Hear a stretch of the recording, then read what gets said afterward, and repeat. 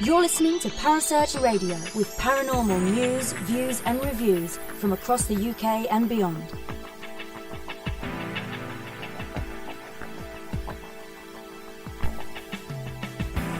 Find us on Facebook, Twitter and the World Wide Web at Parasearch Radio. The views and opinions expressed by presenters and guests are their own and do not necessarily reflect the official policy or position of Parasearch UK Radio or its affiliates and sponsors. Listener discretion is advised.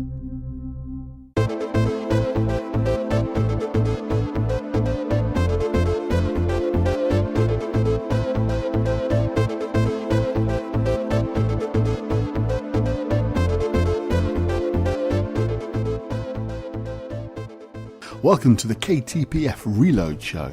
In case you're wondering what the Reload Show is about, if you haven't heard previous shows, these are the interviews that were conducted by good friends of mine, Steve and Sue Taggart, in the days of the KTPF radio show. Their own radio show ran for just over 4 years, broadcasting every week for over 3 hours. I joined them in the last 18 months of the show's run, but eventually the guys felt they'd just about had enough. It was a monumental effort to keep broadcasting every week for 3 hours. It was a wonderful show. But unfortunately they're no longer involved, and the shows have just sort of sat in the archives, so I thought it would be nice to bring them back to life and bring you the interviews that the guys conducted over those 4 years. They include some of the most interesting people within the world of the paranormal and some not so well known but nevertheless still very interesting. We even have 1 or 2 rather unusual shows, including a live seance and other things along those lines. Anyway, hopefully you enjoyed tonight's show, and this is the KTPF Reload Show. Enjoy. This program deals with themes of an adult nature and is intended for a mature audience. They've landed. You're in the right place. Online, on the web, and on air.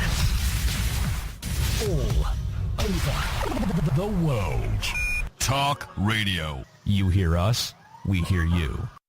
Good evening, everyone, and welcome to another edition of the KTPF Community Talk Show.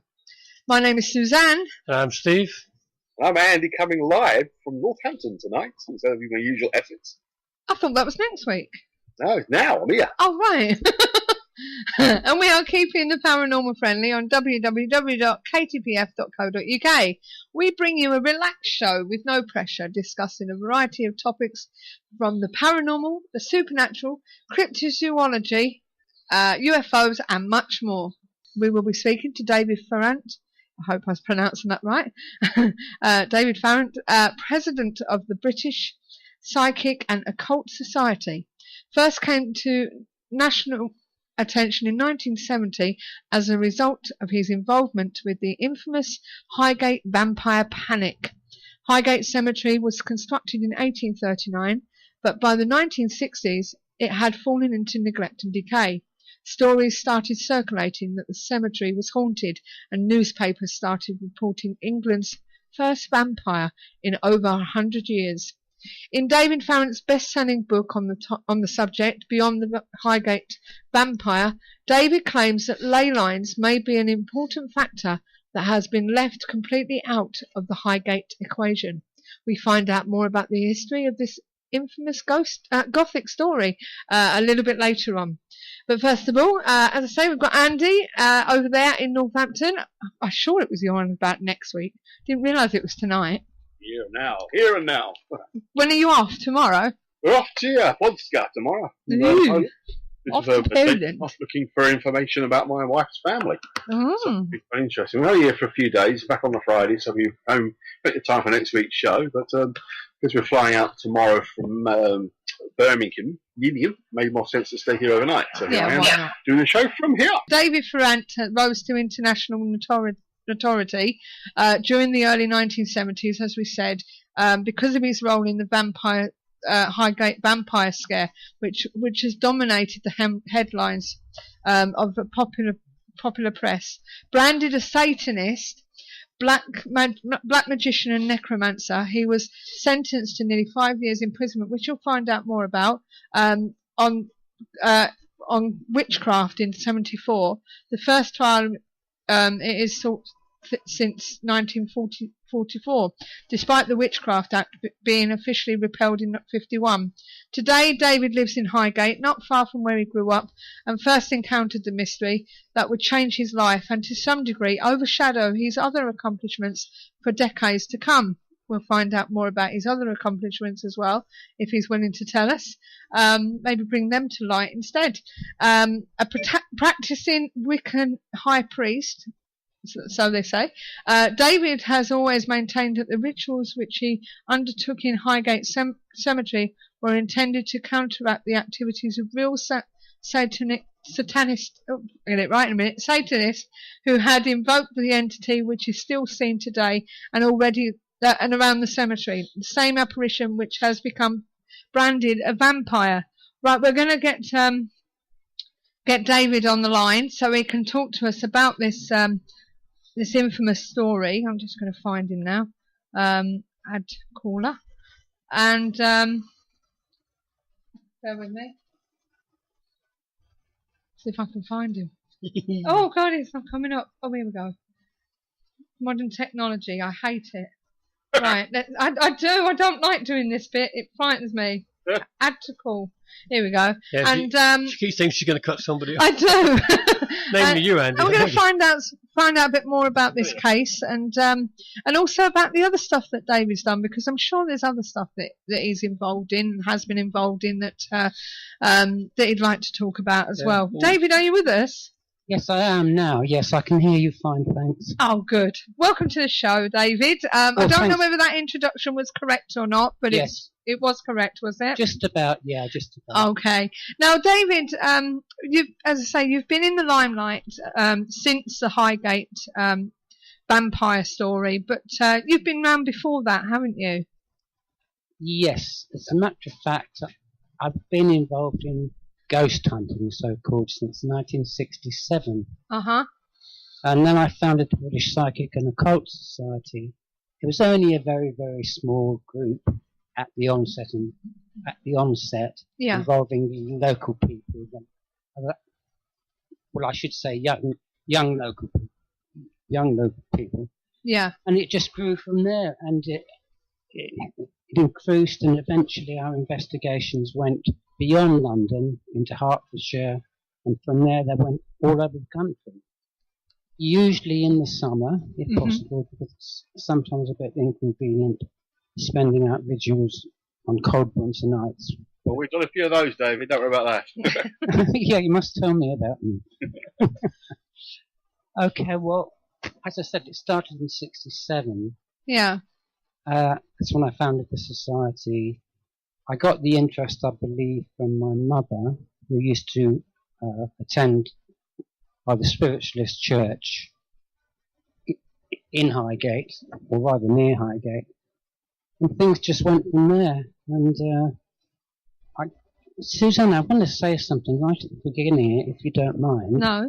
I don't want to disappoint people, but I must tell you, I don't really accept the existence of blood-sucking vampires. No. Oh, that's it. Bye-bye, David. I'm going. I'm sorry. No, that's fine. Hey, spoiled it now. No, that's fine. Well, no. We went to Romania looking for the buggers all. Look, don't be disappointed. If you want vampires, you've only got to go to have a Hammer horror movie. No, you're fine. We know exactly what you're going to be talking about tonight, to be honest with you, David. And on the subject to that, what are these vampires that we're talking about? Do they really exist, which is what you've just answered? And if so, does one terrorise Highgate Cemetery? The answer to that is no. No, they don't exist as such. Right. I mean, can I just clarify one thing, Suzanne? It's important. Yes. The Hammer movie, or definition of vampires, which of course is a being which, an undead being rather, that sleeps in its coffin by day, rises from its coffin at night, wanders the district, looks for young ladies if possible, or even men, bites them just to stain itself with their blood. It can be destroyed repelled rather by the sign of the cross. Yeah. It can't cross running water, and it can't see you can't see its reflection in the mirror. I cannot accept most of that stuff. No. I believe there are psychic entities, however, some of which can remain earthbound, often bound to certain places. Yeah. And some of them may take on the characteristics of vampires by even pushing people to the ground with quite considerable force and by attacking them. Yeah. When I say attacking them, I mean attacking them in a psychic sense. Okay. So, no, I just wanted to clarify. Yeah, so we're talking about... yeah, you are getting a bit low at the moment, David. So what we're talking about is these vampires, they basically suck your energy. Psychic vampires is what we're looking at, isn't it? Would you say? Not necessarily. I'd go further than that to say that I don't really like the word vampire. No. But I know it's just terminology. Yeah. I'd say that other human beings, or some people, can have a tremendous mental effect on other people and drain them of energy. Yes, that sort of thing happens. I mean, that's acknowledged by science, actually. Okay. Okay, so first of all, before we go further into the mystery such, what can you tell us what events led you to your involvement? Yes, I can. It all started really, at least in the public understanding of it, in Highgate Cemetery, the old Highgate Cemetery, which was opened in 1839. It's a very secluded sort of cemetery outside Highgate Village in North London, and it's very, very Gothic looking. Yeah. And because of the date, when people were buried there in Victorian times, they had quite a lot of money, and it was a sign of distinction not to be buried beneath the earth, but in these great big mausoleums and vaults. Some of which, well, obviously, most of them are still there today. And that was really where events started. Now, Highgate has been reputed haunted for quite a number of decades, and so has Highgate Cemetery. Yeah. And indeed, Swains Lane, which is a very steep lane that divides the old Highgate Cemetery and the new one. And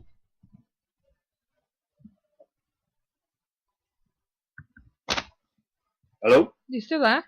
Yeah, and I'm here. Sorry. Sorry, yeah. There was a strange noise and silence. It was rather worrying for a second there. No, don't worry, I'm still here. Okay. So, yes, it all started in Highgate Cemetery, and there were reports of a tall, dark figure there, which had been seen for centuries. Yeah. And there were also reports of this same tall, dark figure which had seen in the nearby vicinity, namely in local pubs. And it was witnessed by quite a number of local people at the onset. And of course, it was all helped by the fact it was a genuine psychic entity, in my opinion. I'll come on to how I first spotted it just a little later. Mm-hmm.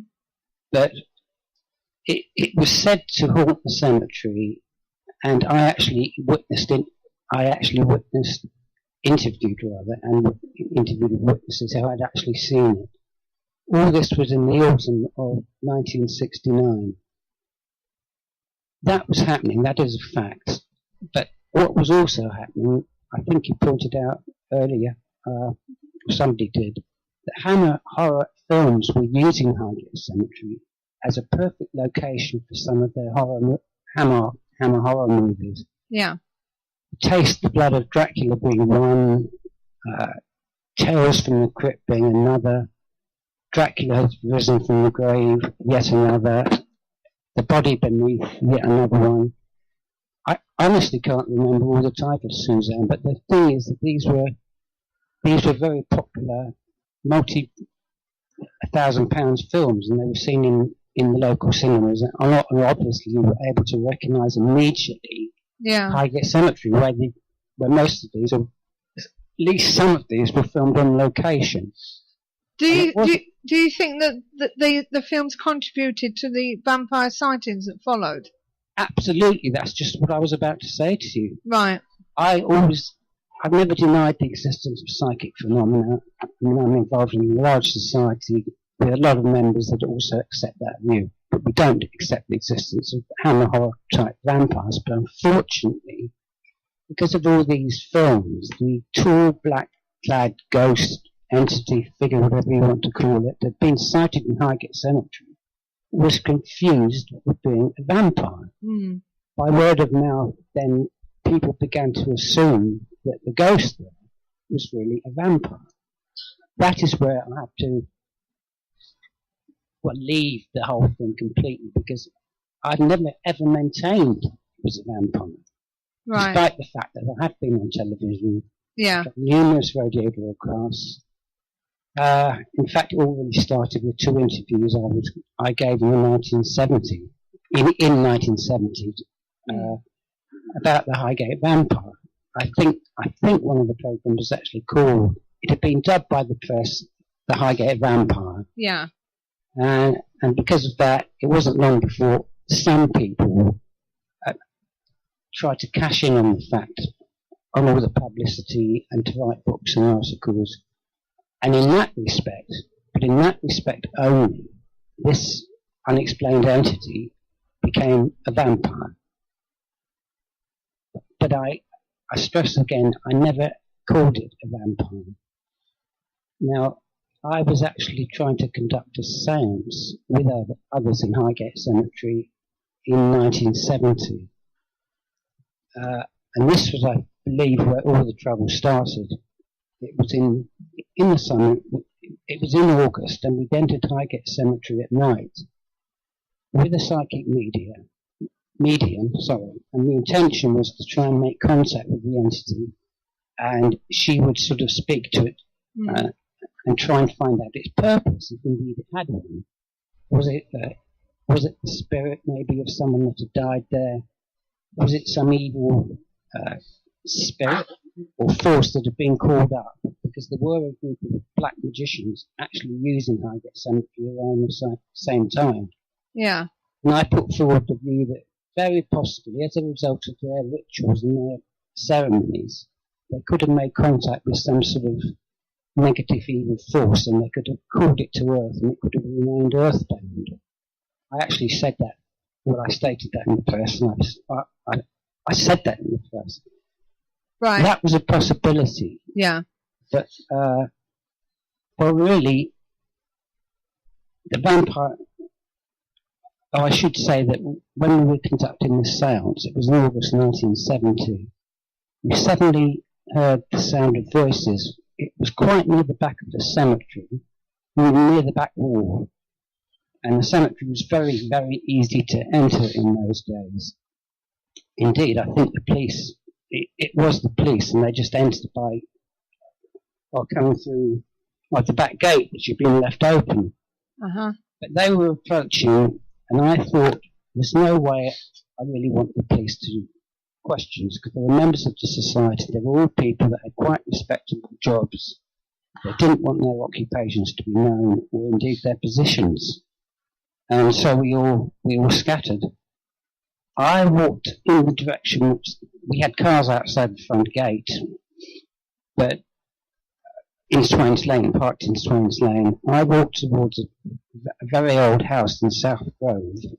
Ironically, the direction in which the police were approaching, but I cut off to the right, because I knew some people that lived in the house there, and they knew me well, or locally, and I thought if I could just climb over their wall, get back into Highgate Village, I can just go back home, and the whole thing would be over.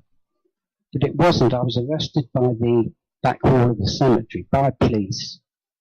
And during the course of the ceremony, or rather the post-ceremony, we all had certain implements with us. Nothing fantastic, just sort of incense, candles to represent the element of fire, because it was was meant to be partially a magical ceremony, a communication ceremony. And now this is the thing. very important thing. Yeah. When I was arrested, I was also carrying a pointed piece of wood, a stake, Right. and it was attached to a piece of white cord. Now, and it was engraved with Kabbalistic symbols, which were symbols of protection. Now, the police have obviously, at that stage, had been aware of the Hammer Horror movies. And I was taken to Kentish Town Police Station, which was about a mile away, but I refused to name the other people. Yeah. And I also gave a false name, because if I gave my name, it might have been recognised. And I also refused to give my address where I lived in Highgate. Yeah. The purpose of that was quite simply, if I'd have given the police my address, they'd have kept me in the police station, they'd have gone straight to my flat in Highgate, and there were all the records of the society with photographs and the members of the society in them. So that's why it was later reported David Farrant of no fixed address. Yeah. But it also meant they wouldn't release me, they wouldn't give me bail that night. Mm-hmm. And I had to appear the next morning. And the police invented a statement. I just jumped back a little bit before that. In the police station, they were asking me, sort of trying to coax me to name the other people, saying, "You don't believe in all these stories of vampires, do you?" And I said, "No, it was to be a psychic investigation. It's an ongoing psychic investigation into a tall, dark entity which has been seen by many local people, except I told them all this." Yeah. But when it came to court the next morning, I should just say something else important here. Just before my arrest, in the months preceding my arrest, and you could even say, I'm not accusing them directly, but you could even say that this was partially due to the Hammer Horror film crews. People were attracted to Highgate Cemetery because of the stories of vampires, and they were actually going to opening coffins there in the vaults and actually driving stakes through the bodies. Bloody hell. Now, this actually happened. I mean, it was reported by the cemetery superintendent. Yeah. Well, it was stated in court. Oh, my God. And by the cemetery superintendent, whose name was William Norg, who's retired now. He's possibly even dead, I don't know. Yeah. But the police read out the statement in court they had attributed to myself. And the statement was to the effect, my intention was to seek out the king vampire of the undead, which they probably copied off the television or copied from Hammer Horror movies, I don't know. Yeah. Opening coffins if necessary, and when I found it, I intended to drive my wooden stake through my heart. Not my heart. Their heart. Its heart. Yeah. And then run away. Now, if that is not police language, I don't know what is. Yeah. That is the statement that was attributed to me in court, which I did not make, and I did not sign it. I mean, I would have signed, if I'd have made a statement in my own name, I would have signed it. And when they produced the stake in court, they'd undone the piece of white cord from the top of the stake, and other implements such as my camera and my little or portable or tape recorder had not been produced as evidence. Yeah. They produced the stake and a very small protective cross that everybody was wearing, a Celtic cross, and stated to the magistrate that I had made this statement and produced the stake. Now, obviously, hearing evidence like that from the police, I was remanded in custody. But it was only for a few days, and when I applied for bail, I was actually granted bail just a few days later. And I went back to Highgate, and I remained there until the court case, which incidentally was to be adjourned 3 times until it was finally heard in September. Yeah. And I think it was at the second adjournment and please, I'm not trying to be frivolous, this is really true. The name of the magistrate was Christopher Lee. Oh, God. And I know, but at the time I thought, fate is playing a very cruel trick on me. Yeah. Anyway, in the end, I won that case. I was acquitted because I maintained to prove in court my intention was not to stake vampires. Yeah. And I also stated in court, as part of the BPUS, British Psychic and Occult Society, in fact I was the president, and it was just as a kin to hunt, in quote, vampires. This is what the police were trying to maintain in court. As I said, it was for vast sums of money to be spent by universities and other researchers trying to locate the Loch Ness Monster. I denied that I made that police statement, which was the only evidence against me apart from the stake Yeah. the police produced. In a small cross. And I was acquitted, not guilty. But because this statement had been read out in open magistrates court, it was what I believe you call qualified or privilege, which means the press can report what is said in court without any fear of libel, which they did the first time I appeared in court. And I was branded, thankfully, not thankfully, but thanks to the press, as a vampire. That's how the whole thing started. That's how I became branded as a vampire hunter. I'm not a vampire hunter, I'm a psychic investigator. Yes. So I hope that's, I know that's been a long-winded. No, that's fine. I just wanted to clear that up for you right at the beginning. No, that's fine, David. Not a problem. Steve, you've got a question. Yeah, David, of course this whole Highgate vampire thing started in '63 when two 16-year-old convent girls saw bodies emerging from tombs. And later, obviously, there was animals found that were drained of blood. Why do you think the press went straight for vampire instead of maybe devil worshippers? Well, I have never read. I believe that what you're referring to appeared in the book, didn't it? Later. I don't know. I just googled Highgate vampire, and this is what came up. Yeah, well, I have never read that book in its entirety. Right. Okay. So it's very difficult for me to comment on that. But personally, I would ask. I'd say, well, where are the witnesses? Yes. Two convent schoolgirls. It does sound a bit far-fetched, doesn't it? It sounds a bit, like you say, far-fetched, but I mean, from fabricated. From what I was reading, it wasn't actually from a book. Was it not? No, it was on a separate site somewhere. Oh, right. Obviously, if it had been a book, I would have actually said. I mean, likewise, there's the story of a young girl in 71 that was attacked. That happens to be true. Yeah, sorry to interrupt you. And once again, they went for vampire.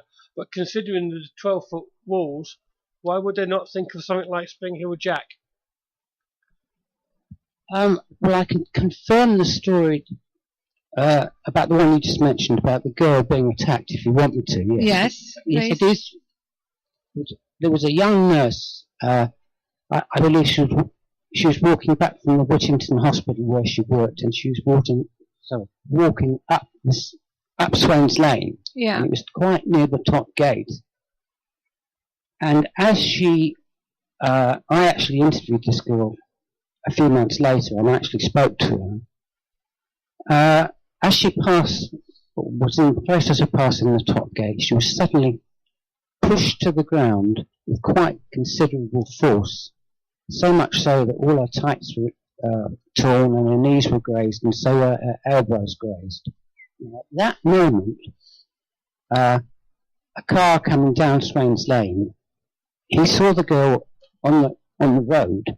He didn't see the figure, but the girl swore that she saw a tall, dark figure as she looked up after she'd fallen to the ground, which just disappeared in the glare of the car headlights. Now, the driver, seeing she was very shaken up, drove her to Highgate Police Station, which was about half a mile away, and which incidentally is now closed, but it was fully operational at the time. The police made a thorough search that they kept her in the police station for a little while and gave her coffee and took her name and all that sort of thing. But they sent out a patrol to make a thorough search of the area where the girl had been pushed to the ground.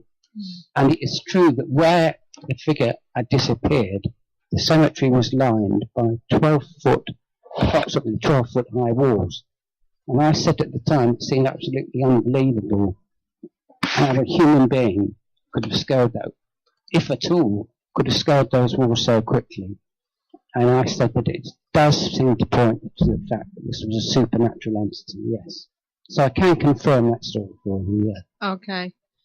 So are we talking about a spiritual or physical creature here? Well, we are talking about, I think, something which is supernatural, not physical as such, because ghosts aren't really physical. I don't like really using the word spiritual either. No. But there are entities which are sort of reflections from the past which can reproduce themselves. Yeah. And sometimes which can appear to have intelligence. And it seems that is what we seem to be dealing with at Highgate Cemetery. So what exactly did you actually see? What did you witness there? I'm going back to 1969, which was before the first seance I just mentioned to you at the police. And I went to Highgate Cemetery. I was on my own, actually. But I was going out with a young lady who lived at the bottom of Swains Lane, or very, very near it. And I often used to cut down past the cemetery. And I thought I'd have a look around to try and find some logical explanation that might have accounted for the sightings. And in the case of psychic phenomena, you often do come across a logical explanation. Yeah. In this case, I was well aware of the fact that foxes had been breeding in Highgate Cemetery. I was told even badgers that were breeding in there.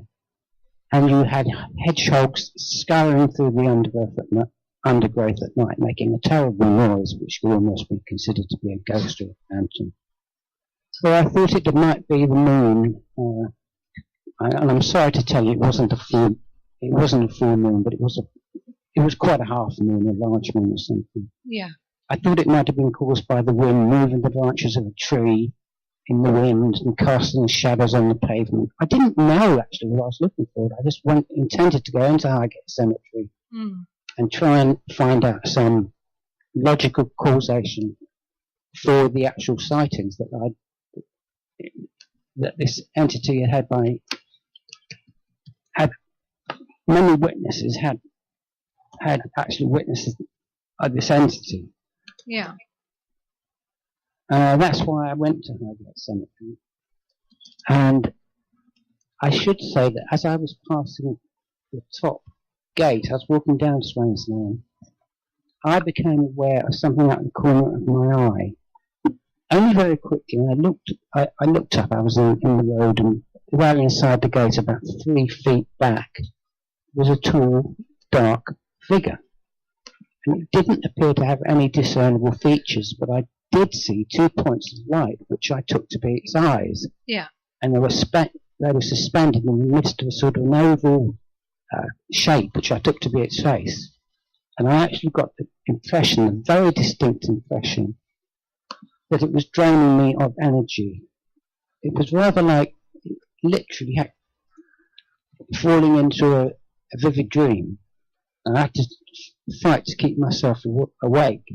In fact, my very first reaction was that it was somebody messing around dressed up trying to frighten someone, the odd passerby outside the top gate. But a combination of things just made me realise this thing was not human. And the area around myself had turned icy cold. I mean, it was like putting your hand inside a fridge. That's how cold it was. And I mentally, because I had been involved, I think as you mentioned at the beginning of the show, I was involved in the mystical order, which I got initiated to in 1964, and I mentally repeated a Kabbalistic incantation, at which the figure promptly vanished. It was just like if you could imagine turning off a television picture. 1 minute it's there, next minute it's gone. And the temperature returned to normal almost immediately. and I realised what I had witnessed had been supernatural. And that's why I consulted back to the society, the other members at the next meeting, and we decided to have volunteers, or 2 people at least, in pairs, whatever time they could spare, whether it was an hour or 2 hours, inside the cemetery. And the purpose of this was to try and get some photographic evidence of it. And we were keeping a watch inside Highgate Cemetery for that very reason, trying to gather evidence. And in the meantime, I've been in touch with the local press have been in touch with me because of our ghost investigations at other pubs in the area and that sort of thing. And they were asking me about these so-called vampire reports, which they'd received too by certain press releases which had been sent into them. And I said they did not come from the BPOS. We never sent you any press releases about the existence of vampires, so it can't really help you.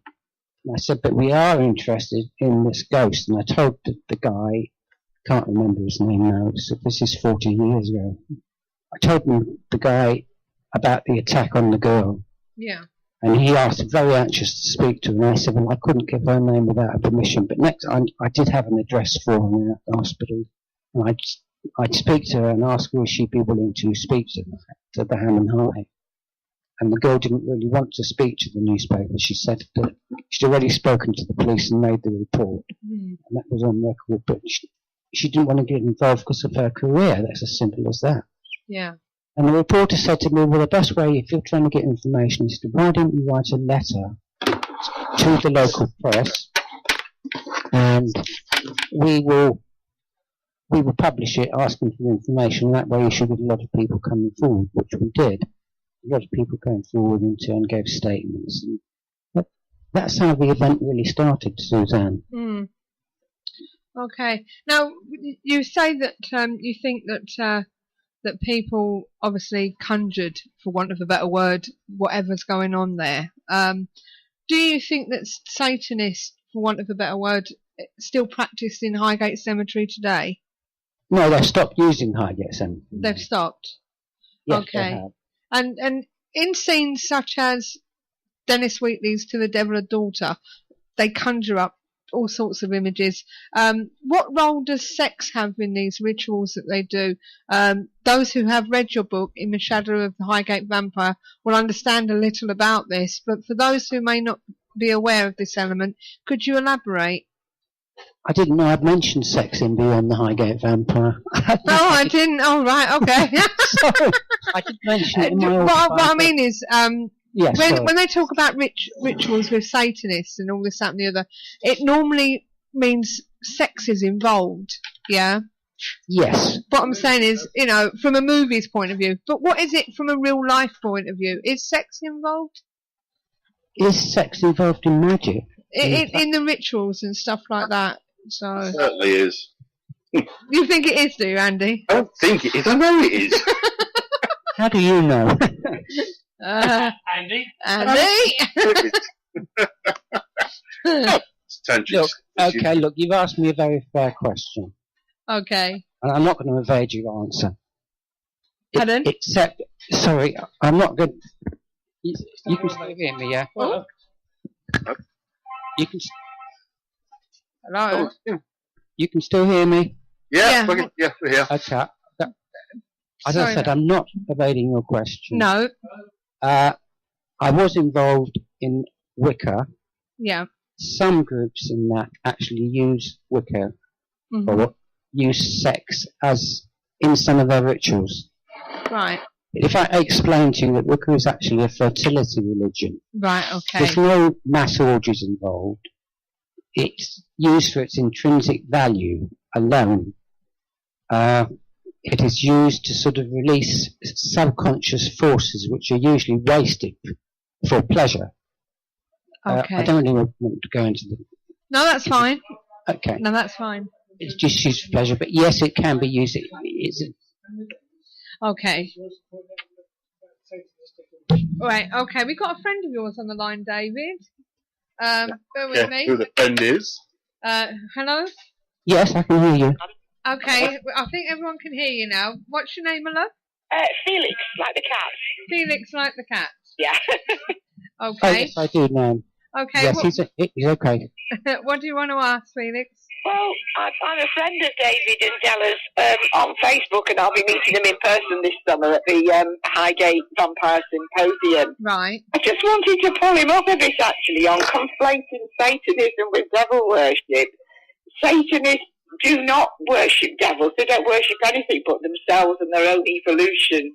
And they don't go around destroying property and molesting corpses. I've told him this before. The idea of Satanists behaving like that comes from the Hammer horror films. Yes. They're based on novelists like you mentioned, Dennis Wheatley. Dennis Wheatley, of course, was a devout Christian and also a Freemason. Okay. And he liked to invent these situations for his fiction because they were all very sexy, but he could disguise the cloak of morality. You know, his stories were always about somebody investigating a black magic circle and whatever. Right. Now, I know that there will be people who work with supposed negative energies, but, you know, energies can be used for good or bad depending on how you know, what moral situation you're in. Yeah. But Satanists, per se, have enormous respect for property and, you know, I'm trying to think of the word, propriety. Yeah. Impropriety, yeah, that'll do. They don't go around looking around with people in graveyards. And I've explained this to him before, but he won't be told. He can't resist. Are you a Satanist then, Felix? Well, I'm a left-hand path magician, so I suppose I could describe myself as a Satanist, yes, but I'd say I'm more of a Luciferian. Most Satanists today are atheists. They don't believe in anything beyond the body at all. They think that death is literally the end. You're a biological creature like an animal, which is why they have enormous respect for animals. They never harm animals. Quite a lot of them are vegetarian or even vegan. And then quite a lot aren't because they say, you know, you have the right to eat what you want. Right. A left-hand path follower is somebody who doesn't want to be absorbed into a godhead, if you like, in the way that a lot of the right-hand religions, possibly Wicca as well, because they have a god and a goddess, don't they? Yeah. A left-hand path magician wants to experience rather than believe and to tread their own path, create their own evolution. Okay. It's nothing to do with worshipping demons. We don't worship anything. So you're going to travel down from Manchester, are you? I am, yes. How did you know? You picked up on the phone number. Yeah. Which I wasn't quite sure whether it was somebody for us or somebody for the show. That's why I'm sorry. No, he just said, why not phone in? And I thought, well, why not? Yeah, I thought I rang him again. I don't know. Suzanne. Yeah, I am travelling down to Manchester. Hold on, Felix. Yes, Probably not. David. But Can I it'll just be make a a point cheap train, I think. Hold to Felix. Right. Felix, he just wants to make a point. I hope you can still hear him. Go Okay. on. Yes, I can. I'll turn my phone off and go in the room, otherwise it's going to... Okay. Thanks. No, the point I was going to make is, you said, well, just now you said I've been told. I haven't actually been told that by you. I don't remember saying that. This is why I said, I didn't say sex was used by Satanists. I said sex was used sometimes in Wicca, which is a fertility religion, which is a completely different matter. Okay. Well, she says she's been trying to tell you about the difference before, so I don't know whether you heard what she said. Sometimes people can't hear what's being said on the telephone, so I don't know whether you heard her or not. Oh, well, I heard it this time. Yeah, but I'd just like to clarify. And also the other fact is I've never said it was Satanists who were performing the damage in Highgate Cemetery. Right. No, I said it was people that have been influenced by Hammer horror movies. Yes. Yeah, and that's fine. vandals or people watching rather ridiculous news programs on the television. Okay. No and problem. I'd heard people boasting about how the best way to stake vampires. It's obvious that throughout the internet, and I'm probably a culprit of this because obviously I've got my questions from the internet, that some of the stuff is actually false and misconstrued. Okay. Now, as you know, we have had a bit of what's the word, controversy about the show tonight, before we the past couple of days, and basically we have been informed that this idea that of this vampire and what have you has been an elaborate hoax on your part. What do you say about these accusations? You knew I was going to ask you about this, didn't you? Okay. Yeah, I'll answer the hoax thing for you now. I'll just say one more thing. I am aware there's been some trouble. Yes. And it's been mostly 95% of it is all down to, shall we just say, certain people or 2 or 3 people themselves. Those people have now been, I can't go into this on the show, I'm not allowed. No, that's fine. But there has been reported to the Metropolitan Police, and I've got a crime reference number for it. I won't say any more about that, but it is being investigated at the moment because of people who are trying to disrupt the coming symposium, can't even say it now, symposium in July. Regarding the hoax, I actually, going back to, just thinking, I think it was July 1987, yes it was. Yeah. I was telephoned by the Hampstead Advertiser, and I gave them an interview by telephone. The story appeared in the Hampstead Advertiser. It also appeared in the Finchley Advertiser, which was their sister paper. They were asking me about these reports about vampires, and again they'd had press releases, and in the releases it said that vampires have been staked and God knows what else. I didn't actually see the releases, but I was told about it. I was asked about it, and I said in my interview, the whole idea of a vampire wandering Highgate Cemetery and attacking people and sucking their blood and being staked to the heart was absolute nonsense. I said, as far as I was concerned, the whole thing was a hoax. I did not say that the earthbound phenomena there, which had also been cited by many, many local people, was a hoax. I made that differential. I said, but yes, we accept that. Indeed, we've been investigating it, and we're still in the process of that investigation. That is where the hoax thing really got twisted around. But I said that the vampire story was a hoax, but not the genuine reports and sightings of this mysterious entity which had been confused with a vampire. Yeah. Okay. So that clears that one up. So, yeah, I hope I have, yeah. Well, you have for us anyway. So, Steve, you had another question, didn't you? I did, yes. Here we go. Now, I'm not sure how much truth this is to this, but if it happened, I'm sure you would have heard about it. What can you tell us about the dog walker who found 3 freshly dug up bodies in his locked car in '74? That's absolute. Yes, I can tell you. I will tell you. That was a charge that was brought against myself. There weren't 3 bodies. There was 1 skeleton, and it had been placed in an unlocked car outside Highgate Cemetery, parked just, I believe, in front of some garages or outside a house. I'm not quite sure where he lived, but anyway. And the people who did this, they'd taken the skull off, or they'd lost it or something. They'd taken it out of a tomb which had been broken into, and they put it up. They propped it up inside the driving seat with its arms on the steering wheel to make it look like it was driving the car, which of course was just meant to be a joke. But the police, that was a charge that I was taken to the Old Bailey for in 1974. The police tried to pin that on me because, remember, I've been acquitted of the Highgate vampire, so-called Highgate vampire case back in 1970. Yeah. And they decided to try their luck with that particular charge. And the only evidence to support that was, again, police verbal evidence, which in those days, believe it or not, they didn't have tape recorders. They didn't allow them. They didn't even allow you to contact a solicitor.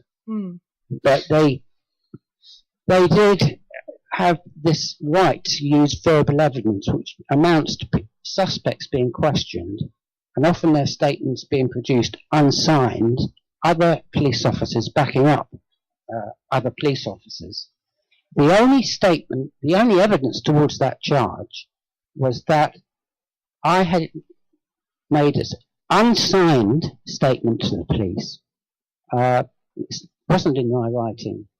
I was supposed to have said to the police, look, you wouldn't understand. The body was taken to contact the spirits of another world. Again, police language. I never use words like that myself. Yeah. Putting it in the car was not intended, but somebody came along and we had to make a quick exit. That statement was read out in front of a jury at the Old Bailey. I contested that statement. I said the police officers that gave that statement were lying under oath. And I named them in court and I pointed at them. I said I had nothing to do with that thing. It was a joke. And not only that, soon after that, a group of students actually came forward to the Old Bailey in Court 1, and before Argyle, they gave evidence to the effect that it had been done. They'd gone into Highgate Cemetery one night for a joke, found a vault already been vandalised, took the skeleton out and propped it up in a car, and they admitted it was them. And the jury believed me, and I was acquitted of that charge. But unfortunately, because so much time has gone by, people still think to this day that I was some way connected with it. The whole thing was an absolute farce, and so I hope that clears that up for you. Right. Anyway. Just a quick question before we go on to Andy. Was it true that you sent voodoo dolls to the police? Yes, it is true. Right, okay. You don't have to... No, I'll tell you why I sent them. Go on. I not only sent them recorded delivery, yeah, I put 2 accompanying notes with them. Yeah. And the notes actually read, those who harm the initiated will become a victim of their own intentions. Your, underlined, evil will be returned to you before another month is through. In truth, David Farrant. And I signed them. Uh-huh. The reason I sent them was because the police had arrested a member of my group. This was in 1973. Yeah. On a completely independent charge. It was nothing to do with Highgate Cemetery or anything like that. And it was a charge which he ended up getting probation for a year. So that just shows you how serious that was. It was taken. And I sent those effigies to protect people because while he was in custody, 2 police officers, I'm not going to name them here, had forced him to sign a statement. He'd refused to sign the statement, which was more or less a confession to what they were trying to make him sign. And one of them banged his head against the wall. Now, the 2 notes I sent to the police officers were identical, except on the one that banged his head against the wall, I put in big letters, P.S., leave, and the person's name, alone, in big letters. That's the reason I sent the effigies. Right. I said in court, again at the Old Bailey, that came after the Highgate Cemetery charge. The police, they actually called expert witnesses, so-called, Francis King. I think he wrote a book called Ritual Magic over England. I might have got the title wrong. If I hadn't, I apologise. You're correct. Ritual Magic over England, yeah. Oh, that's right, is it? Yes. Okay, thanks. I thought I had it right. I've never actually read the book.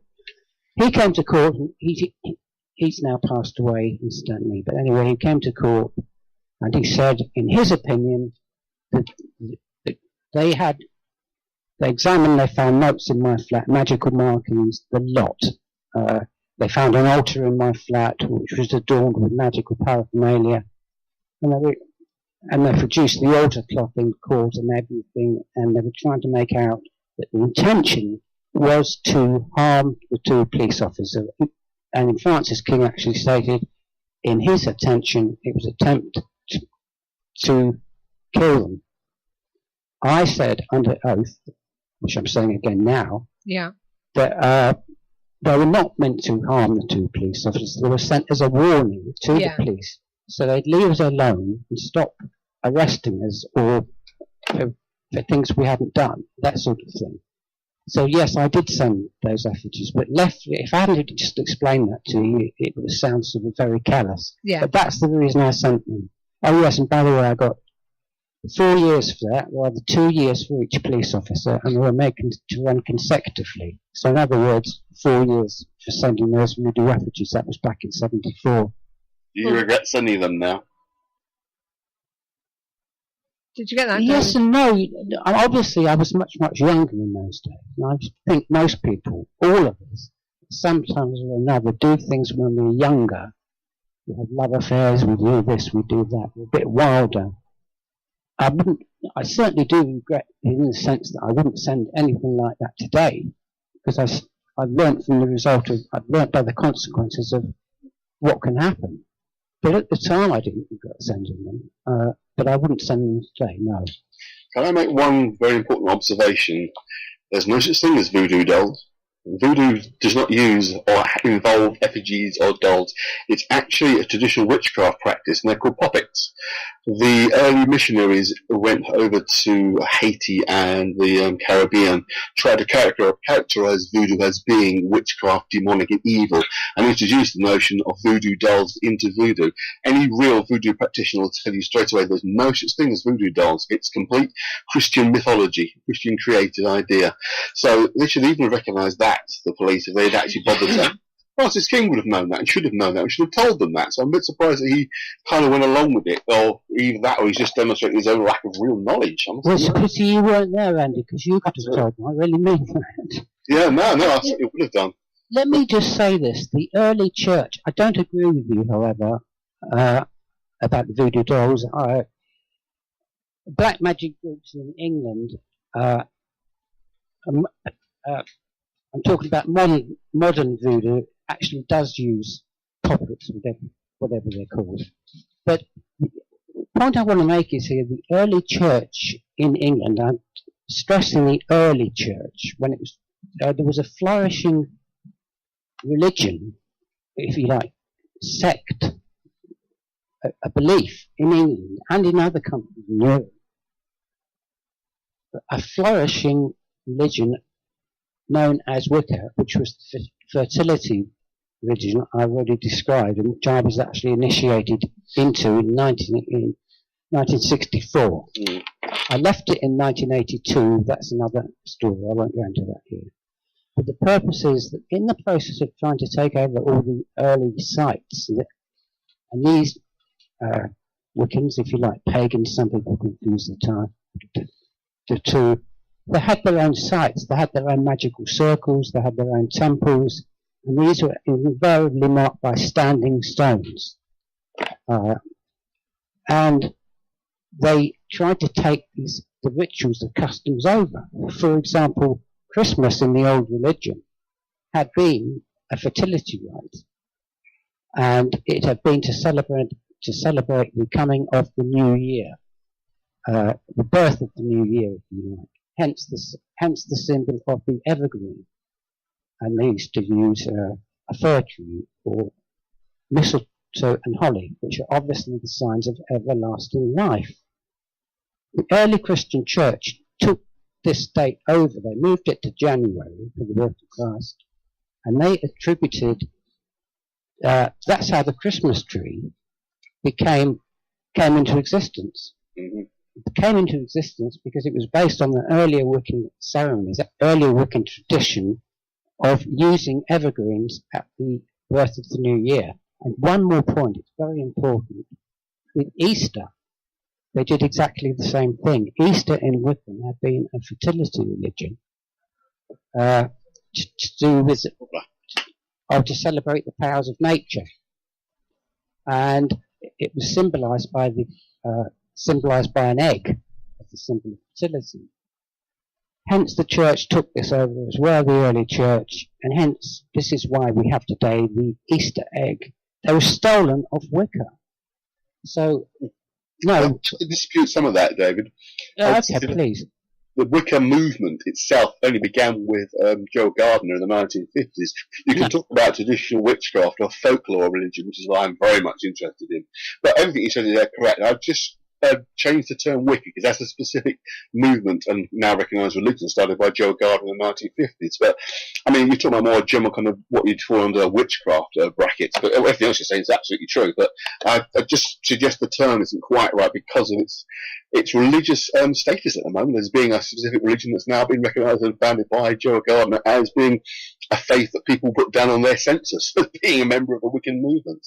But everything else you're saying is absolutely correct. It's the main way Christianity has spread itself across various lands was by absorbing the religious festivals and renaming them. And of course, the deities that were then worshipped, but then became what we call demons now, which is an article and an ongoing discussion happening a number of times on the show about demons and demonology. So, but everything else you're saying, I totally agree with. Oh. Hello? We've been attacked. You still there, David? No. Sorry. You're right. Sip my tea, yeah. Attacked by your tea, that's not good. Steve had one more question about a possible story, didn't you, Steve? Get your mic back on. I've read the story, and I'm not too sure how much truth there is in it. The story is about a gentleman getting lost in the cemetery while trying to get out before the bell went, and coming face to face with this entity with glowing red eyes and being hypnotised.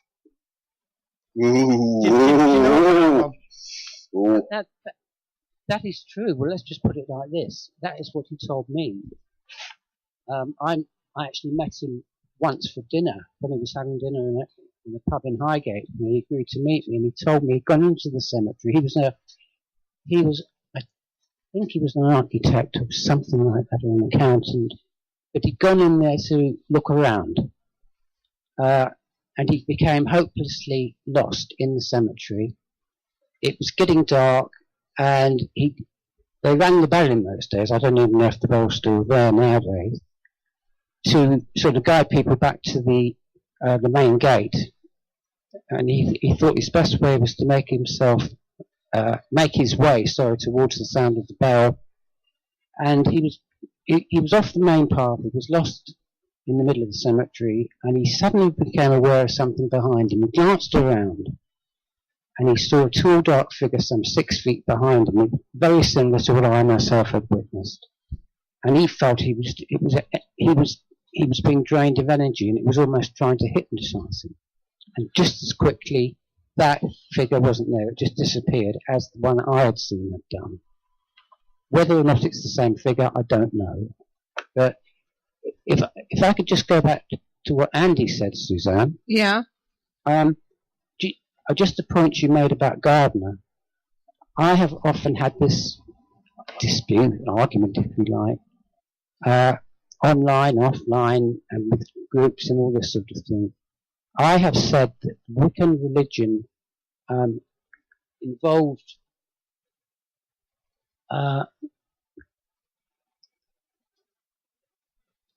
it was widespread. I don't believe it.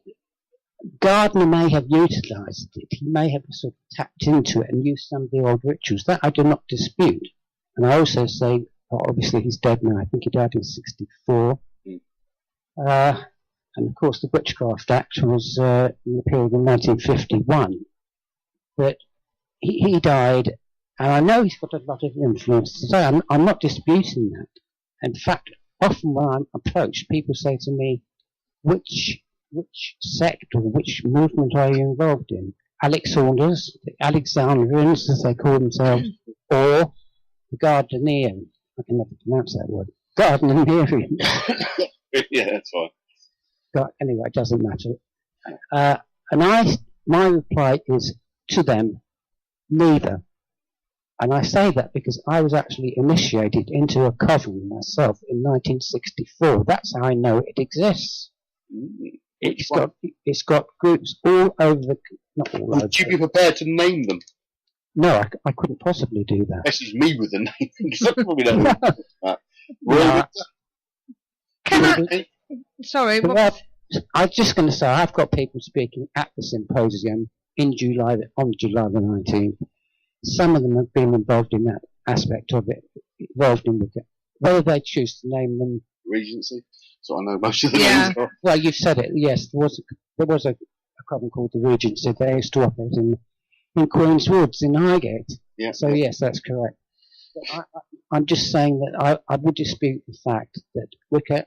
I mean, look, for God's sake, all over England, all over Europe, hundreds of thousands of people were burned, tortured, in prison, put to death for being witches. Anything that happened at that time was the fault of the witches if the crops failed, if somebody became ill.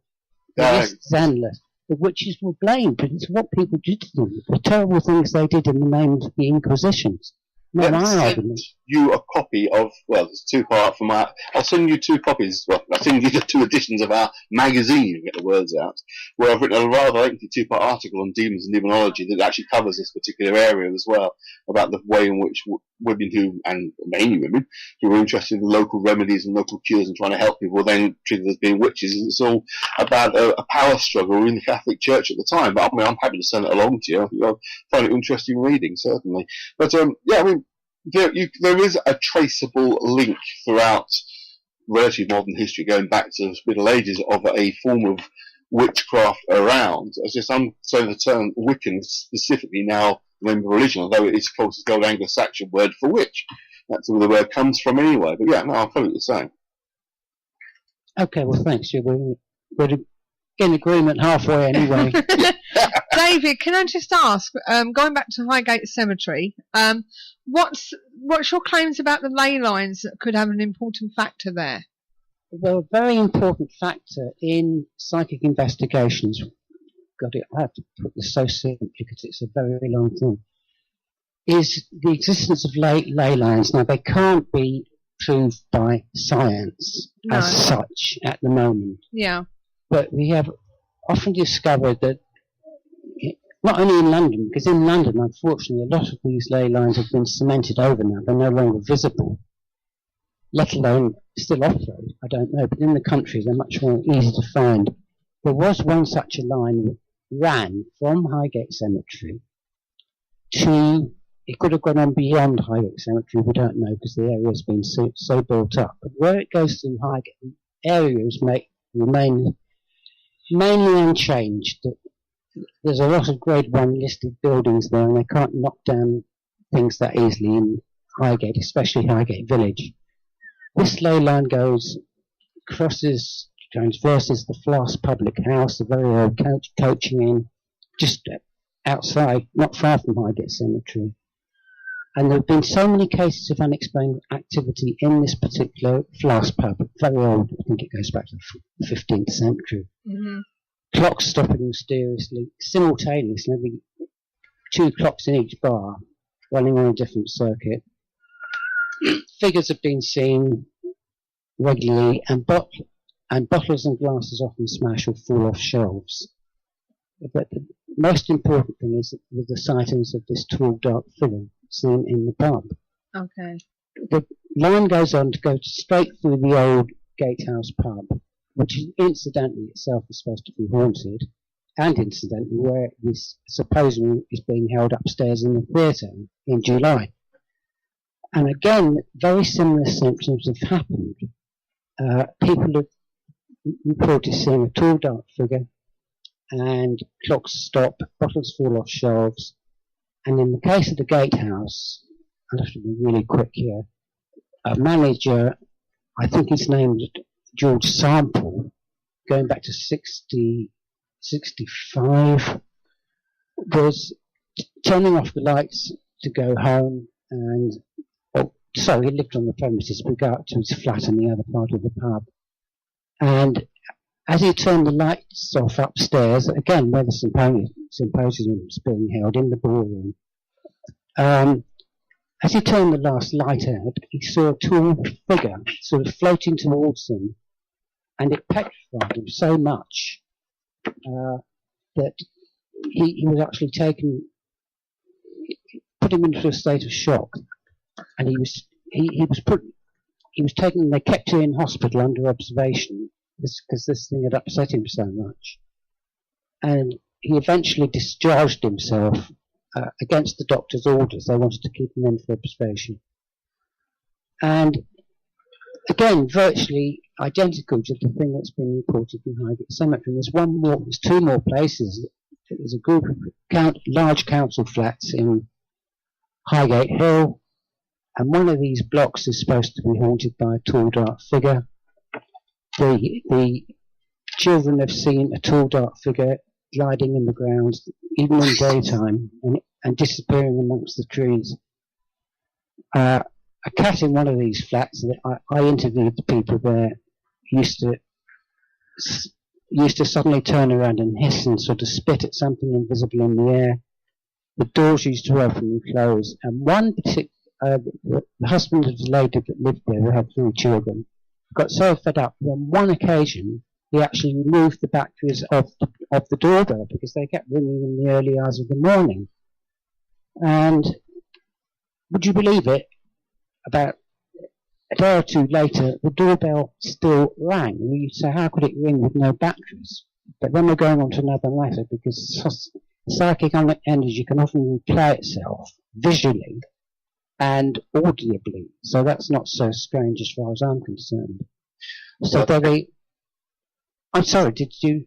I was going to say, you're talking to very old hand ghost hunters here. We've seen and heard all sorts of bizarre phenomena, so it sounds perfectly fine to us. Bells ringing without batteries in, that sounds quite normal. Oh, thanks for that, Andy. But one last one. In Highgate Woods now, there is, opposite where I live, Highgate Woods, at the top of a small hill, there was an ancient Roman settlement.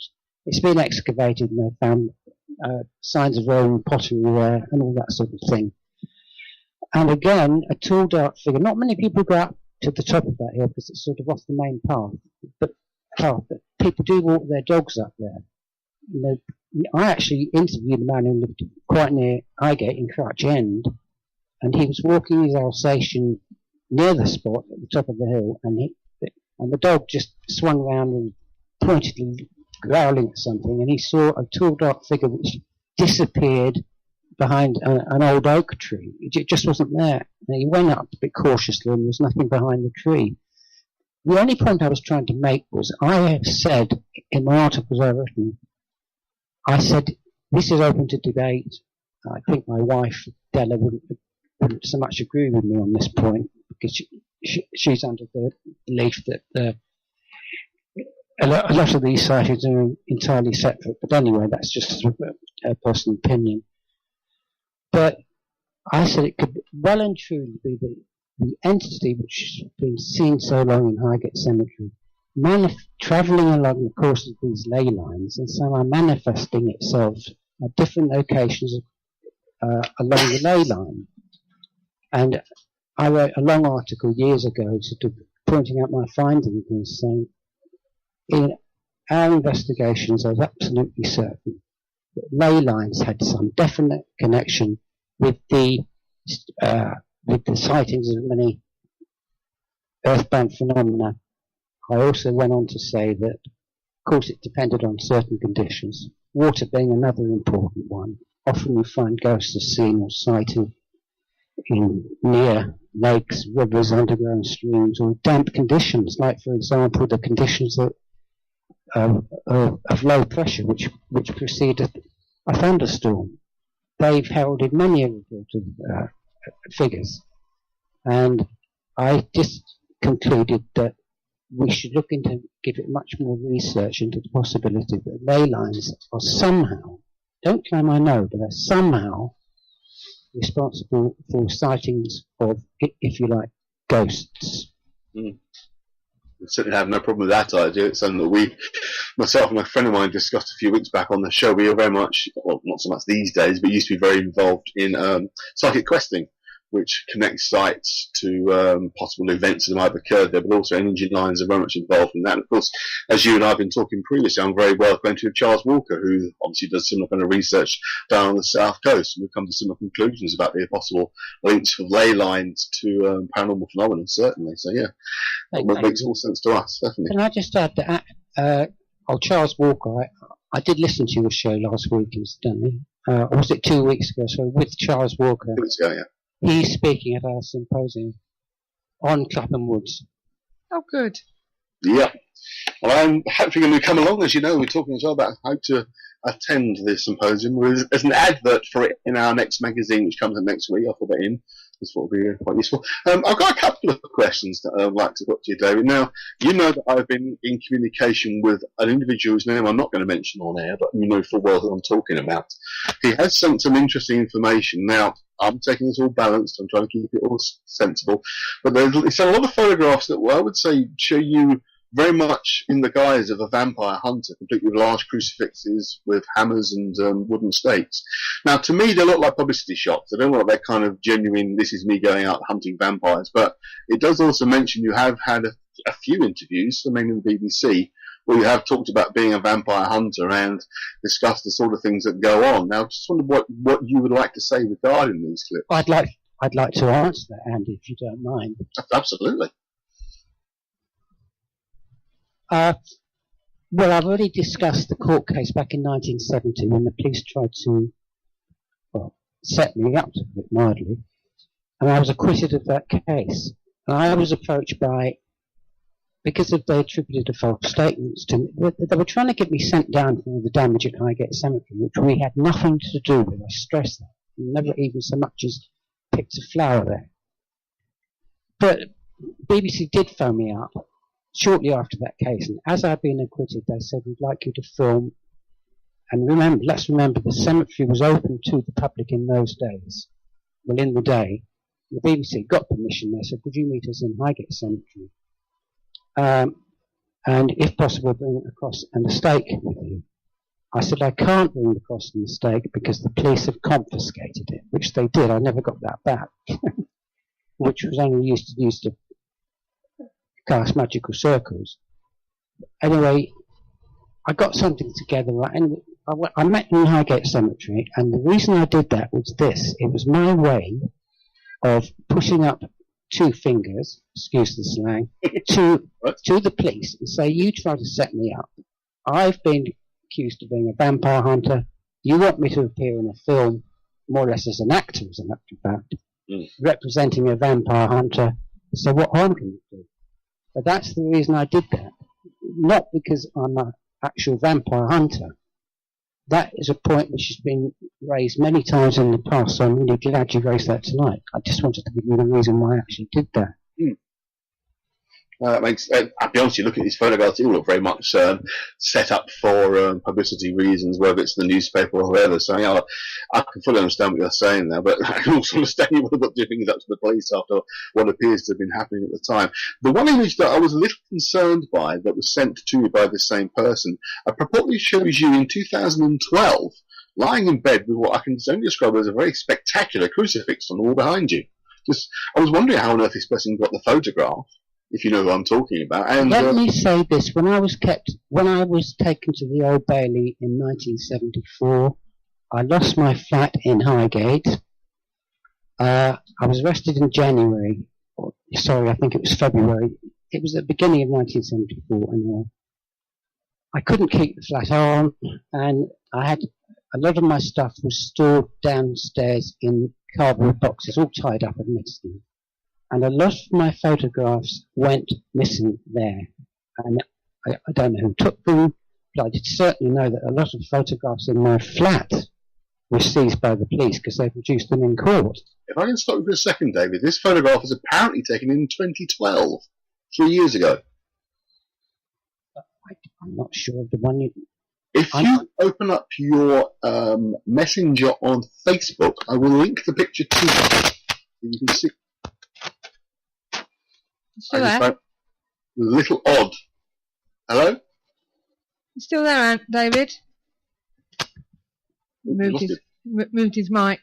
I scared him off. No, you haven't scared me. That's it. You've got a mic problem, Andy. That's all right, I'll keep this still. Are you talking about the photograph which shows me lying in the back room on a large double Victorian bed? Yeah, well, you appear to be actually in bed asleep, and the crucifix above your head is rather spectacular, I have to say, but it's a rather odd image. I don't know if you were aware of its existence, or the person who sent it to me refused point blank to reveal how they got hold of this picture. And I have, if you go onto your Facebook Messenger bit where we were talking previously, you can click and view the image because it's actually online, not publicly, but I made it available to you to have a look at. I'm not going to put it on our forum in case anyone asks, but it's rather unusual. Oh, yes. That was the photograph. Come back, David. Come back to the mic, David. I can't hear you. Okay. Can you hear me now? That's better, yeah. It was a photograph. Well, no, this video. It was stolen off my blog. Ah, I have a website, and many pictures have been stolen off there. right. I Okay. believe that particular one was one. This is happening all the time. They're publishing my photographs all over the place. You have to be very careful these days, David. Hacking into most systems is very, very easy. I'll confess I have a friend of mine who's involved in that sort of thing. Not you, not nothing to do with your stuff, but can show me how to hack into just about everything. So you do have to be very mindful. Nothing is private. If it goes on the internet, the world gets to see it. So that's worth bearing in mind very much. So well, that was really the thing that I was a little concerned this person seemed to have the photograph. They claimed to have received it from a very close friend. So it throws certain towards the person who's been contacting me with the information he has been giving me, which has been vast and rambling, that he's trying to claim he's the honest party, and clearly there's an example of this person not being very honest. Andy, can I just interrupt you? It's Della. Yeah, hello. Can you come forward, Della? Come forward, come into the light. Just like to pop in just very briefly for a moment to clarify what you're talking about. Can you come a bit closer? Can you hear me now? That's better. The photograph you're talking about, it was a candid photograph that I took of David asleep in our bedroom. Right. That was all.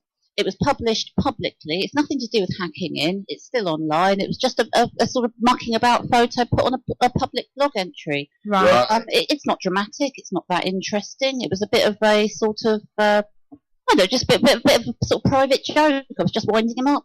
And Well, this is Felix the knew level about of obsession that you're sort of referencing with the person who has obviously been harvesting such photographs and emailing them to people they don't know. Precisely. It wasn't sent to him by a friend. He just right-clicked, saved as, and that was it. This throws into very the validity of this particular person I'm talking about. I mean, I'm not going to name him. Well, we can't name him because of the ongoing police inquiry. No, that's fine. But I mean, the fact that he's done that is very interesting evidence of stalking, and we can talk about that later on. I'm going to sign off now and hand back to David. Della, I just want to say thank you for typing in the chat room. Oh. No problem. But what I will say is, from what I've heard of late, and David knows what I'm on about, I totally agree, to be honest with you. So there's no worries there in my opinion, and even my husband's opinion on that. So, but that's as much as I'm going to say. But you know what I'm on about, don't you, David? Yes, I certainly do. Okay. Now, what I wanted to ask you now is, David, you mentioned about your symposium that's coming up. Now, can you remind us when it actually is? Are you there? Yeah, I'm just going to hand you back to Della because as she's organised it. Yes, I must admit, yes, Della has organised it, hasn't she? Somewhat. Hiya, Della. Hello, hi. Hi. Hi. As I say, you've sorted out this symposium, haven't you? Yes, it's taken a lot of coordination and it's still ongoing.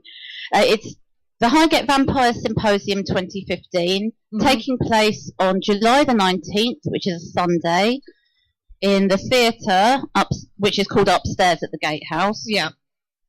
Which is obviously upstairs at the Gatehouse. Yeah. It's the very obvious big mock Tudor pub in the middle of Highgate Village. Why did you decide to do it in 2015?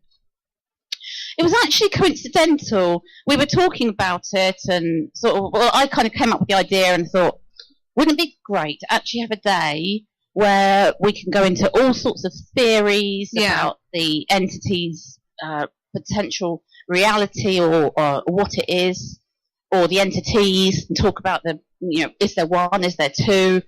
It's focused primarily on the Swains Lane entity. It's not all about the other ghosts around Highgate, because it's far. I mean, that would be a 2, 3, 4 day conference. It's very frustrating reading online about Highgate Vampire. Conversation just stops because of the flame wars. Is it a ghost? Is it a vampire? Does it exist at all? Yeah. I'm not particularly interested in vampire theory whatsoever, but I've given it adequate representation with regard to the speakers and so on. Okay. And there's a session devoted to that theory. but I wanted to have a whole day where we can have lots of interested parties that are educated, academics, professionals in the paranormal field, discussing what they think it might be. And so that wasn't possible online because, as you've noticed yourselves, there's an awful lot of negative behaviour. Yeah. And it precludes sensible, intelligent, friendly debate. Definitely. That's the purpose of the symposium. The fact that it's 45 years is a genuine coincidence. Yeah. I mean, I would have had to start planning this 3 years ago. Yeah. You know, it just sort of dawned on me, I guess one day in January or February, I thought, well, that would be cool. Mm. We could do that. And then I thought, wow, it's 45 years. Yeah. It was a second thought, wasn't it? Yeah, you tie that in. Yeah. It's a useful little bit of marketing, to be honest, but it's not particularly significant that it's this year, no. Right, okay. Well, I wish you all the best of luck with it. I'm afraid I can't be there, but Andy's hoping to get down. That'd be wonderful. I'll get fresh credentials for this so I can report on it, you know. You can get exclusive backstage access, Andy. There you go, Andy. And you I'll can allow come back it. and let us all know about it, Andy. Yeah, well, I might even try to report this phone in live. You never know. You never know. But The thanks, event is Stella. going to be filmed, so there's not really a problem with filming or recording. There's a disclosure on the website. Please be aware this event is being filmed. Yeah. So there may well be some sweeps of the audience and so on. So that's not a problem. Okay. I'm going to have to go in disguise Something then. out. Okay then. Well, thanks a lot, Stella. All right. I'll hand you back. Cheers. Yeah, one quick question as well. I think, give you a moment to come Yes, back. I'm back, yeah. Yes, I was just wondering if oh my God, sorry, this is your own web, this is your page that's creating this noise of bacon being sorry. I will serious question for a moment actually, and obviously you say you've got Charles coming. Do you think there's any link between groups who may have been using Highgate Cemetery with those who may have been using Clapham Wood, as they're both in the early 70s kind of time frame?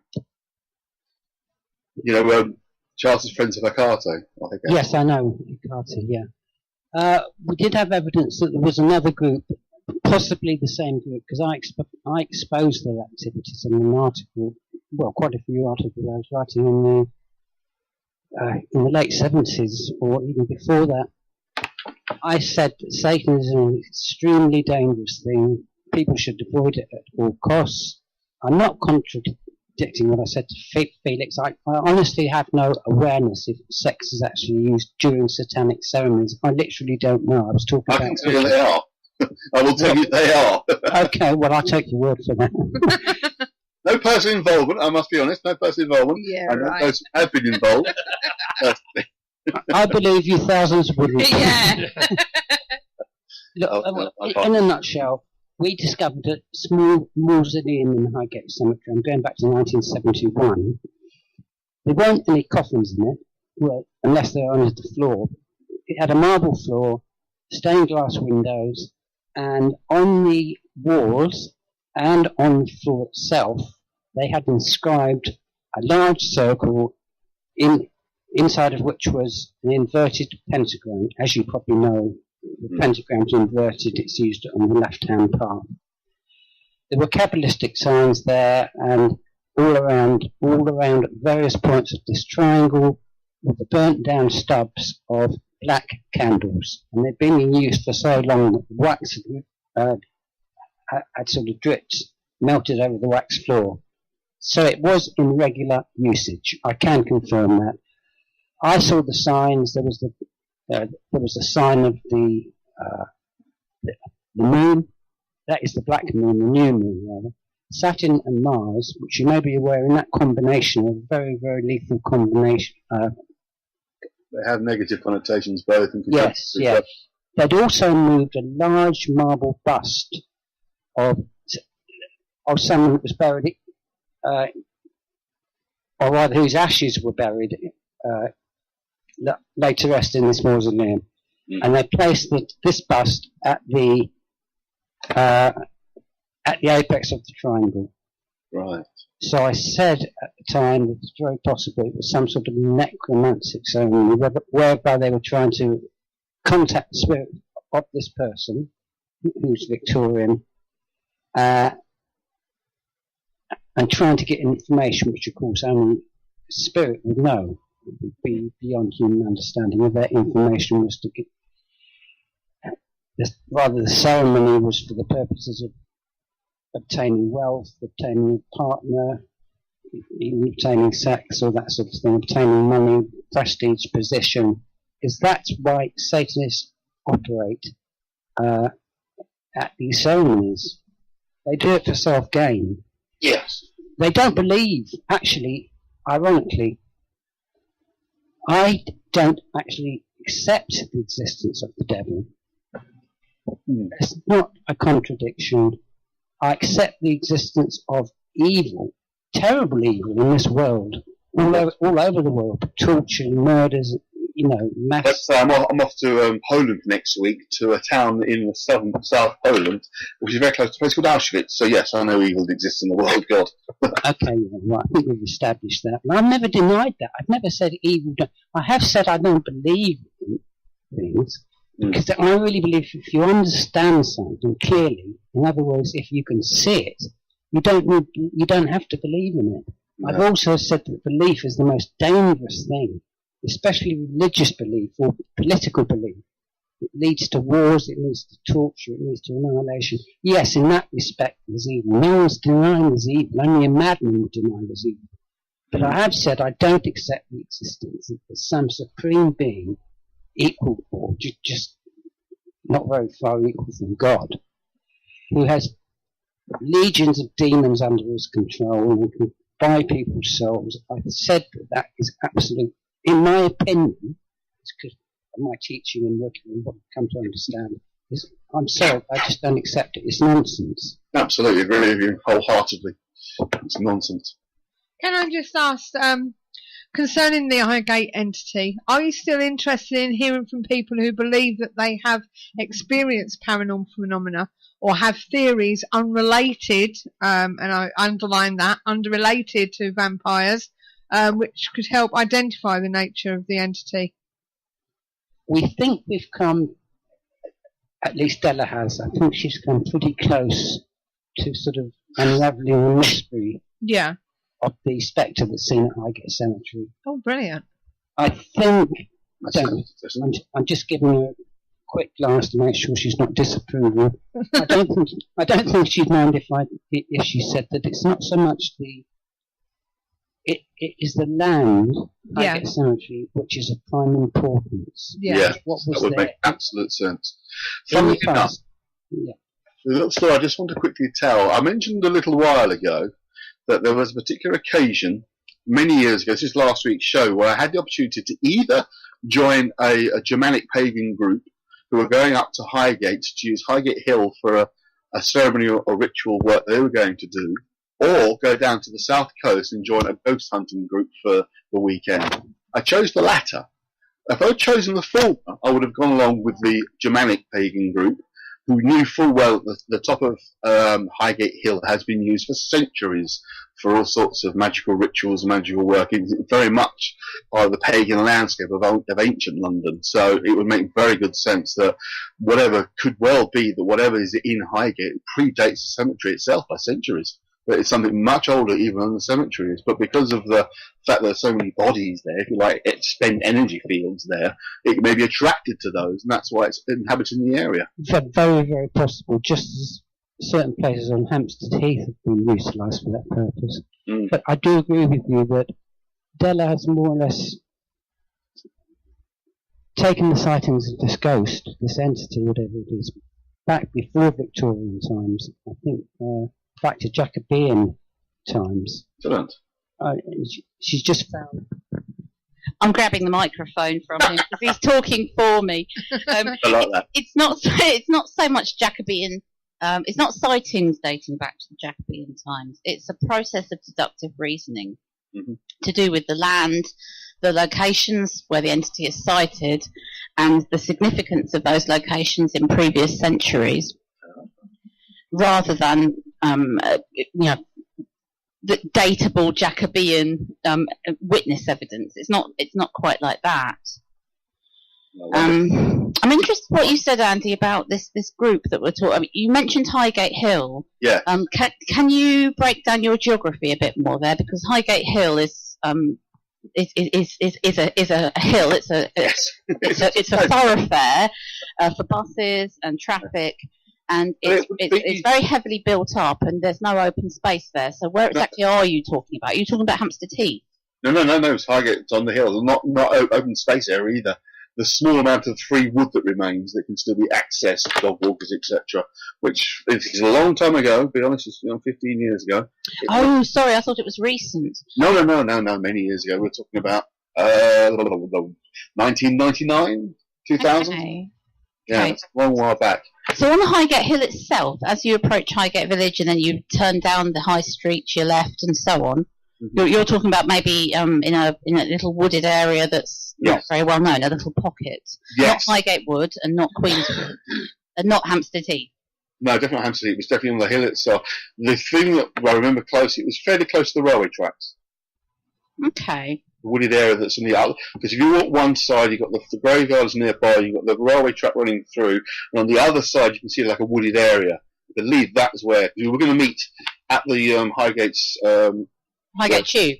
Yes, near the line. And so you're talking about near the Woodman pub. If you were at the bottom of our road, which is Muswell Hill Road, and you're sort of looking, you sort of go round the back of the beer garden of the Woodman, and you can look over and see the disused tracks, and there's a bit of scrubland around there. That's where you're talking about. Sounds about right. Yes. Okay, absolutely. Got you. All right. I honestly can't remember the name of the group. They hadn't been going for very long. I contacted them because I had connections with the Germanic sort of heathen groups in there in London at the time when I was living in the area. I've since kind of moved away from that area of occult interest into other areas. But the only other group that I know of that use part of the Highgate area, and I can't be specific, and you may have come across them, and the exact name escapes me. The name mentioned the demonic entity called Fasago. It was something like the Order Fasago or something along those lines. I don't know if you've ever come across them, but I know they again were operating in the late 90s in that area of Highgate. That's not a familiar name to me, I'm afraid. Something Fasago, and I can't remember the full name, but Fasago, the demon Fasago, which is a Goretic demon, was in the name of the group. And they were, I wouldn't say they were Satanists, they were definitely left-hand path people. They were very much into their own kind of thing. But I was not able to penetrate their ranks, if you like. I know they existed. I know they were using Highgate areas, but again, because it had a reputation. Which, of course, they've had some part of constructing, although I certainly believe it had a reputation long before the Highgate vampire stories began to surface, vampire in quotation marks. But yeah. I think you made a very good point about the use of the cemetery being specific with regard to death energy as well. Or various kinds of energy that you've got to work with there. It's incredible place. You're talking about, as you know yourselves, just for our guests, our audience's benefit. You're talking about graves that are like bodies 4 or 5 bodies high to the point that they're almost coming out of the ground. Yeah, and more than that. I mean, some of those shafts are, I believe, 12, 16 feet deep. Yeah. I know that often if there's a heavy rainstorm, I was talking to a guide not a few years ago now, but talking to a guide about it, if there's a heavy rainstorm or thunderstorm, they have to go around the graveyard and collect the bones that have come to the surface because they're so close to the surface. And you literally can't move amongst the stones because you've got to follow the path that you're taking on. It's the only accessible part, really. Most of it is so full of bodies that you can't actually get full of grave shelters, so that you can't actually get around on your own. It's almost impossible. Well, one little known fact about the East Cemetery, I mean, just for sort of trivia, I mean, that's not heavily haunted, but the paths in the East Cemetery are filled with paupers' graves. So you're actually walking over, you might think you're walking over a little bit of unreserved, non-body filled space, but you're not. There's bodies under your feet, under many of the paths in the East as well. I can tell one very quick story just to round everything off, talking about walking over bodies. I used to work many years ago in St Paul's Cathedral. I was actually used to run the gift shop down there. And there are about 50 or so marked graves in the ground as you walk around in the crypt. And people used to say to you, oh, does it bother you walk across these bodies? And I say to them, well, actually, there's about 10,000 bodies underneath here, never been excavated, and you're all walking on them. And often the American tourists would rather freak out at that idea, but there you go. Well, that rather calls to mind Queen's Wood and the plague pits, doesn't it? Oh, absolutely, yes, certainly. That's pretty gruesome, all under the children's play area. You know, loads and loads of bodies. And there was an article recently, a little review done on a rather controversial, allegedly Wiccan network website about the film Coven that came out straight to DVD recently, and the the people that run this website are claiming to be from a Regency background, Robert, Cochrane kind of influenced angle. And yet they're describing themselves as Wickham, which is very confusing. But they've done this whole dissection of what to me is just a sort of silly straight-to-DVD pulp horror film set in Queenswood, and the publicity of that film was incredibly offensive. They've actually, I've written a little blog entry about it on hidden-highgate.org, but they've effectively accused Wiccans or pagan practitioners that they just happened to stumble across in Queenswood on Halloween. They just happened to be there. They've accused them of hexing the film production to the point where members of their families started dying. I mean, it's so inappropriate and wrong, and so wrong. I have a quick question for you specifically, Della. You or David, actually. Would you be interested in writing a short article just for the magazine, which we publish every month? It'll be a main feature because we have a feature section of the guests, and usually a review of the interview or sometimes transcripts of interviews, that sort of thing. So a short piece that perhaps you could talk about promoting the symposium, or whatever, just something I can put into the magazine for next month. That would definitely be fun, yes. And you and I need to get acquainted, Andy. I've seen your name about for years, but I've never quite sort of drilled down. And I've been looking at a couple of things, and I think we've got a lot in common and need to really get better acquainted. Watch it, David. Oh, nothing like that. Don't worry, he's married. Until I got involved in the KTPF, I was quite sort of very... I can say low profile. I've sort of raised my profile unintentionally by getting involved in the show, but yeah, I've been around for a long time. So. Oh, don't worry, Andy, she's only joking. No, the people say to me, "Oh, you're right. I've seen your name before." Well, David, it's been great having you on the show. It really, really has. It's been a privilege, and as well as Della as well. And I wish you all the best for your symposium that's coming up. Oh, thanks, Suzanne. And as I say, don't be a stranger, will you? So keep us informed on what you're doing and what have you, and we'll let everybody know. And that you want to know. Obviously, if you want it broadcast over the airways, we'll let everybody know that you're doing this symposium and whatever else you might have coming up. And just take care, the pair of you. You're a lovely couple. Oh, thanks very much. Okay, and thanks for inviting me too. That's fine. Well, Della, I apologise for that. I invited her on, really. Yeah, Della's been great as well, and I'm pleased that she was typing in the chat room for you while you were talking. So thanks to both of you, and I'll let you go now. And as I said, it's been great. I wish you all the best of luck. Thanks, Suzanne. Thanks, Steve. And thank you, Andy. Good night, guys. I'll see you in July. Yeah, I'll see you there. Okay, ta-ra. Bye. That brings us to the end of the show, unfortunately. We hope you've enjoyed tonight's show and look forward to having your company again. I'd like to thank our guests again, David and Della Farrant, for joining us tonight and giving us a very interesting interview. And I really enjoyed it, didn't you, Andy? Didn't Absolutely, you, yeah. I mean, I did, yes. It's someone I wanted to talk to personally for years. Ever since I used to live in the area. So I used to live down in Holloway Road, which is about 10-15 minute walk from Highgate itself. It was much easier to get from Highgate to my place than it was to Highgate because it's up a bloody steep hill. It's often been up there just sort of wander around because the one side is open to the public all the time and you have to wander around, and people like Karl Marx are buried there, and the other side you have to go on the tours. And if you ever get a chance to go on it, not just you, Stephen, so anyone listening, try and go in the middle of winter on one of the last tours, because you usually end up at least in dusk, if not dark, when it finishes, and that's when it's most spooky. But it's well worth a visit at Highgate so much if you ever get a chance. It's an amazing place. Okay. Well, thank you again for listening to the KTPF Community Talk Show. Well, thanks, Steve, and thank you, Andy, and enjoy your few days away. I shall indeed. Thank you all. Okay, and let us know what happens when you're in that place next week. And until next time, it's good night from me. And it's good night from us. Good night, everybody. And remember to keep the paranormal friendly. Good night, everyone. This is where it's at.